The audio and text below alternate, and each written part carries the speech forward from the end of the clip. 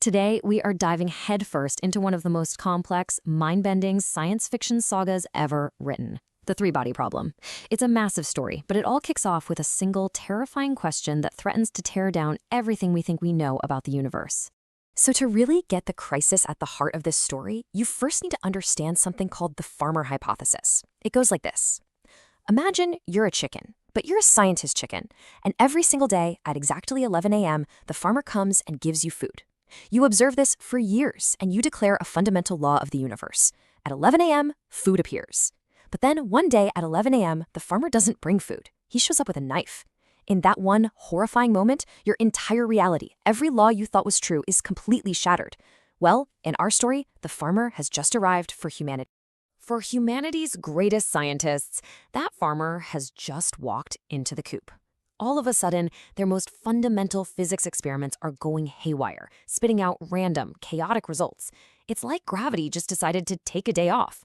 This isn't just a failed experiment. It's an intellectual terror so deep that it's driving some of the world's most brilliant minds to end their own lives, leaving behind chilling notes just like this one.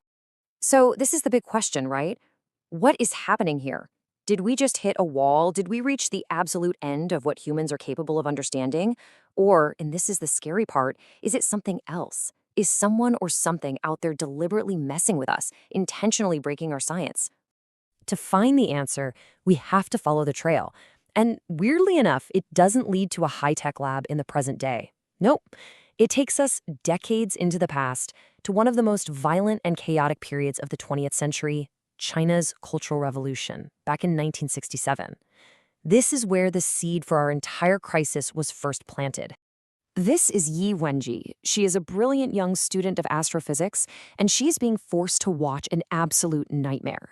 That's her father on stage, a respected physics professor, being publicly shamed and brutally beaten. And his crime? Teaching Einstein's theory of relativity. But here's the truly twisted part. The people attacking him are his own students, and the one leading the accusations against him is his own wife, Wenjie's mother, and she has to watch as they beat him to death right there in front of her. You can imagine what seeing something like that does to a person. It plants a deep, dark seed of hatred in Wenjie. But that initial horrific trauma, that's only the beginning. It's just the first step on a journey that will systematically destroy every last ounce of faith she has in the human race. After her father is murdered, things just get worse. She's sent off to a brutal labor camp. There, she meets a reporter, Bai Mulin, and she thinks she's finally found a friend. He asks for her help with a letter that's critical of the government. But the second he gets into trouble for it, what does he do? He throws her under the bus, framing her as the one who wrote it all. It's just another lesson in humanity's capacity for betrayal. So, after all this, a terrifyingly simple and absolute idea begins to form in her mind. It's a belief hardened by everything she's seen and suffered.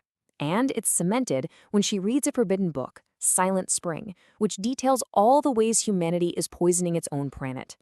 She comes to a final conclusion. The human race is fundamentally corrupt, a destructive force that is completely incapable of saving itself. Now, facing a life in prison for a crime she didn't even commit, Wenjie is given a really strange choice. She can either waste away in a cell for the rest of her life, or she can put her scientific skills to use at a top-secret military base called Red Coast. She chooses the base, mostly just to get away from the world that has hurt her so badly. On the surface, Red Coast looks like some kind of early warning missile defense system.